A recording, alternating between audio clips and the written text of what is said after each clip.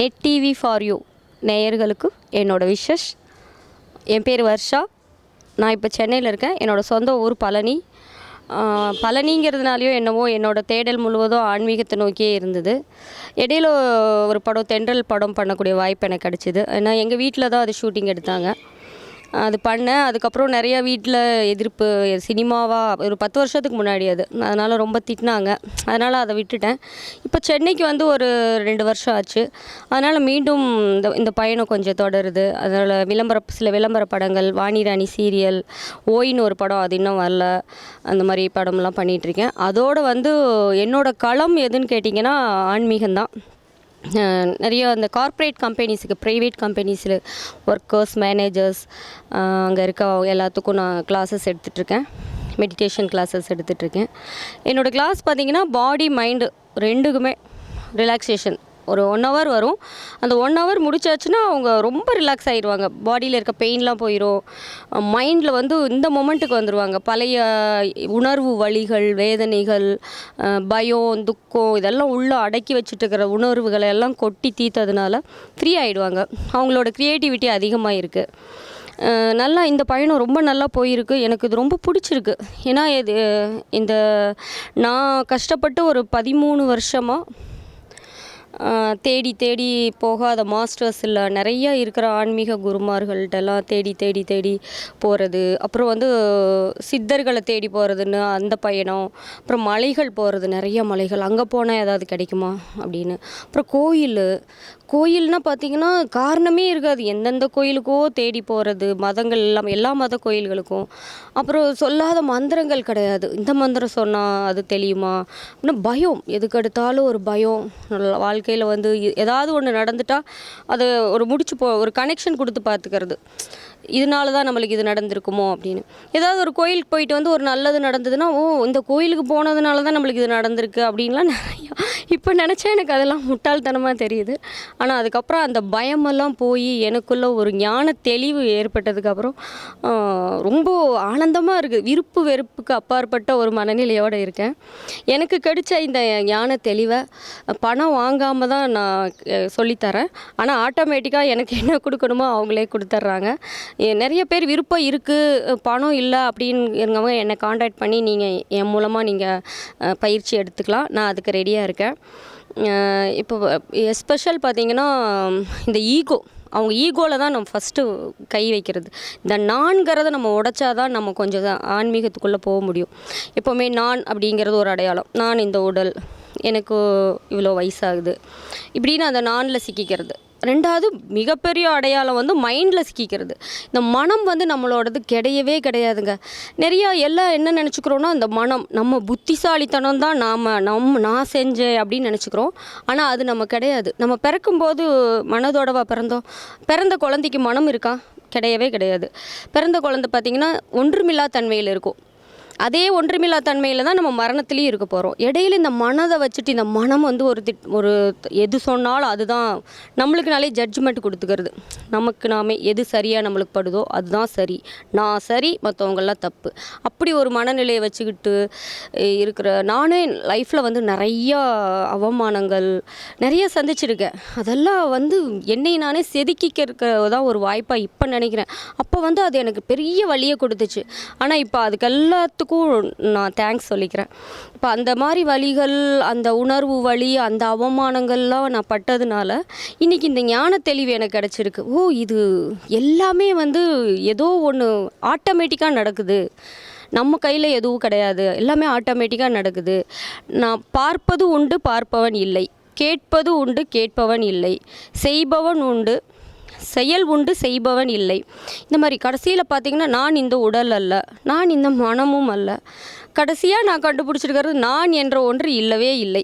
இவ்வளோதாங்க, அவ்வளோதான். அந்த நான் இல்லை தேவைப்படும் போது அந்த நானில் சிக்கினாலும் அதுக்கப்புறம் இந்த நான் இல்லைன்னு நினைக்கும் போது ஆனந்தமாக இருக்குது. அதுக்கு தான் என்னோடய பயிற்சியே பார்த்திங்கன்னா, இந்த நானில் கை வச்சு அந்த நானில் உடச்சி அதுக்குள்ளே என்னென்ன உள்ள எல்லாம் என்ன அடக்கி வச்சுருக்காங்களோ, மெயின் எப்போயோ 10 வருஷத்துக்கு முன்னாடி நடந்த ஒரு வேதனை, 10 வருஷத்துக்கு முன்னாடி நடந்த ஒரு ஆக்சிடெண்ட்னால ஒரு தன் உடம்பு மேலேயே ஒரு கோபம் இருக்கும். இப்போ பார்த்திங்கன்னா ஒரு சிலர் அவங்க உடம்பே அவங்க நேசிக்க மாட்டாங்க. ஐயோ குண்டாக இருக்குமே அப்படின்னு நினைப்பாங்க. அது மிகப்பெரிய தவறு. கருப்பாக இருந்தாலும் சரி, தொப்பை இருந்தாலும் சரி, எப்படி இருந்தாலும் நம்ம உடம்பை நம்ம ரொம்ப நேசிக்கணும். நம்ம உடம்பை நம்ம கொண்டாடணும், நம்மளை நம்ம ஏற்றுக்கணும். அதை பண்ணி பார்த்தா தான் அதுக்கடுத்து தாங்க அடுத்த ஸ்டெப்பே. முதல் வழி நம்மளை நம்ம ஏற்று கொண்டாடணுன்னா இந்த உலகமே இந்த பிரபஞ்சமே நம்மளுக்காக காத்துட்ருக்கு. அப்படியே ஒவ்வொன்றும் பார்த்திங்கன்னா ஆட்டோமேட்டிக்காக நடக்கும். நீங்கள் கவனித்து நீங்கள் விட்னஸாக இருந்து பார்த்தீங்கன்னா போதும். ஒன்றும் வேணாம், சும்மா உட்காந்து நம்மளோட வாழ்க்கையில் முன்னாடி நடந்தது, இப்போ நடந்துட்டுருக்கிறது, இடையில நடந்ததெல்லாம் சும்மா ஒரு படம் பார்க்குற மாதிரி பாருங்கள். கண்ணை மூடி, இதாங்க தியானம். சும்மா கண்ணை மூடி ஒரு நிமிஷம், எவ்வளோ நேரம் உங்களுக்கு ஒரு ஓய்வு கிடைக்குதோ ஒரு 10 நிமிஷம் வச்சுக்கோங்க. ஆரம்பத்தில் ஒரு 10 நிமிஷமாக ஆக்குங்க. 10 நிமிஷம் ஆகி உங்கள் படத்தை நீங்கள் பாருங்கள். உங்களுக்குள்ளே என்னென்னலாம் வந்துட்டு போகுது, தேவையில்லாததெல்லாம் கூட வரட்டும். நீங்கள் வந்து ஒரு மொட்டை மாடியில் நின்று கீழே போகிறவங்கள வேடிக்கை பார்ப்பீங்க இல்லையா, அது மாதிரி பாருங்கள். போகிறவங்கள நீங்களாக கூப்பிட்டா தான் நிற்பாங்க. அது மாதிரி நினச்சிக்கோங்க. நீங்கள் எந்த எண்ணத்துக்கும் முக்கியத்துவம் தரவே வேணாம். சும்மா உட்காந்து உள்நோக்கி பாருங்கள். ஒன்றுமே இல்லை, அது பாட்டு அதெல்லாம் குப்பைகள். அதை கொஞ்ச நாள் இது டெய்லி 10 நிமிஷம் நீங்கள் கண்ணை மூடி உங்களுக்குள்ளே போக ஆரம்பிச்சிங்கன்னா நிறைய குப்பைகள் போகும். அப்போ தான் உங்களுக்கு இந்த மனம்னா என்னன்னு தெரிய ஆரம்பிக்கும். இப்போ மனசை பார்த்து பயந்துட்டுருக்கீங்க. இந்த மனசு தான் நான்னு நீங்கள் எல்லோரும் நினச்சிட்ருக்கீங்க. இல்லவே இல்லை. இந்த உண்மை தாங்க. இந்த உண்மையை நீங்கள் என்றைக்கு தெரிஞ்சுக்கிறீங்களோ அந்த நிமிஷம் உங்களுக்குள்ளே ஆனந்தம் மலர ஆரம்பிச்சிடும்.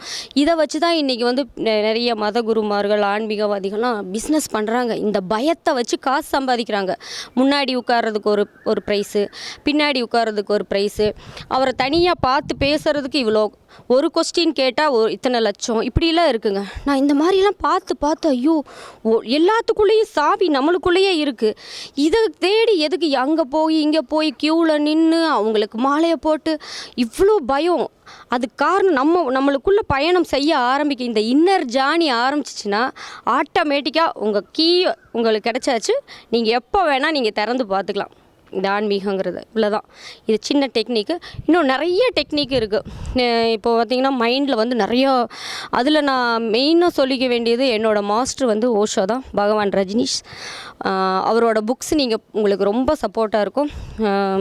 எங்கே எல்லா கடையிலையும் கிடைக்கும் ஓஷோ புக்ஸு. நீங்கள் ஓஷோ புக்ஸை கையில் ஒன்ஸ் எடுத்துட்டிங்கனாலே நீங்கள் வாழ்க்கையை பார்க்குற விதம் வேறு மாதிரி இருக்கும். அந்த அளவு சொல்லியிருக்காரு அவர். அவ்வளோ விஷயங்கள். உனக்கு நீயே விளக்காயிரு அப்படின்னு சொன்ன ஒரே மாஸ்டர் ஓஷோ தான். நீயாக இருன்னு சொல்லியிருக்காரு. அதனால் ஒரு ஸ்டேஜ் வரைக்கும் தான் நம்மளுக்கு ஒரு மாஸ்டர் தேவை. இப்போ எல்லாம் பயமுறுத்துறாங்க. குரு இல்லாதவன் குருடன், குருவை தேடு, அது சத்குரு அப்படின்னு தொட்டோம் எல்லாரும். சரி, நான் அவரை சொல்ல பொதுவாக கொஞ்சம் ஒரு 4 விஷயம் தெரிஞ்சுட்டா அவங்கள குரு ஆக்கி அவங்க அதை பிஸ்னஸாக பண்ண ஆரம்பிச்சிடறாங்க. அப்படியெல்லாம் நீங்கள் ஒரு மாஸ்டர் தேடி போகவே வேண்டியதே இல்லை. நீங்கள் உங்களுக்குள்ளேயே பயணம் போக போக போக போக எல்லா விடையும் உங்களுக்கு கிடைக்கும். அது வரைக்கும் நீங்கள் மாஸ்டர் வேணும்னா வச்சுக்கலாம். ஆனால் எப்போ பாருங்களேன், எல்லா மாஸ்டரும் பார்த்தீங்கன்னா ஸ்டேஜில் உட்காந்துட்டுப்பாங்க, சீடன் கீழே தான் உட்காந்துட்டுமா. எந்த மாஸ்டராவது ஒரு தன்னோட சீடர்களை இங்கே உட்கார வச்சுருக்காரா, இல்லை காமிச்சிருக்காரா இத்தனை பேர் என்லைட்மெண்ட் ஆகியிருக்காங்கப்பா என்கிட்ட வந்திருக்காங்கன்னு சொல்லி? யாருமே இது வரைக்கும் எனக்கு தெரிஞ்சு சொன்னதில்லை. உங்களுக்கு தெரியுதா? எனக்கு தெரிஞ்சு சொன்னதில்லை. அதனால் நீங்கள் வந்து ஞானி ஆகலாம். நீங்களே ஞானி ஆகலாம். உங்களை நோக்கி உள்ள இன்னர் ஜானி போக போக அதுக்கு ஏதாவது உங்களுக்கு டெக்னிக்ஸு, சில சந்தேகங்கள் ஏதாவது வேணும்னா நீங்கள் என்னை கான்டாக்ட் பண்ணி நீங்கள் கேட்டுக்கலாம். உங்களால் பணம் கொடுக்க முடியலன்னா பரவாயில்ல, நான் இலவசமாகவே உங்களால் பணம் இல்லைங்க, எனக்கு ஏதாவது இந்த மாதிரி மைண்டு ஒரே டிராஃபிக் ஜாமாக இருக்குது, எனக்கு பயமாக இருக்குது, குழப்பமாக இருக்குது, இந்த மாதிரி இருந்ததுன்னா நீங்கள் என்னை கான்டாக்ட் பண்ணலாம். இந்த அரிய வாய்ப்பை எனக்கு கொடுத்த நெட் டிவி ஃபார் யூ நேயர்களுக்கும் இதை ஒளிபரப்பிய சேனலுக்கும் என்னுடைய பணிவான நன்றியை தெரிவித்துக் கொள்கிறேன். விஜய் ரசிகர்கள் அப்படின்ற ஒரு மாஸ் அன்னைக்கு நான் அந்த தேட்டர் வாசலில் பார்த்தது என்னுடைய வாழ்நாளில் என்றைக்குமே மறக்க முடியாது. நான் கள்ளழகர் கோயில் திருவிழாலாம் பார்த்ததில்லை, ஆனால் அப்படி ஒரு திருவிழாவை அந்த தேட்டரில் நான் பார்த்தேன். ஒவ்வொருத்தரையும் ஒரு நல்ல குணங்கள் இருக்குது.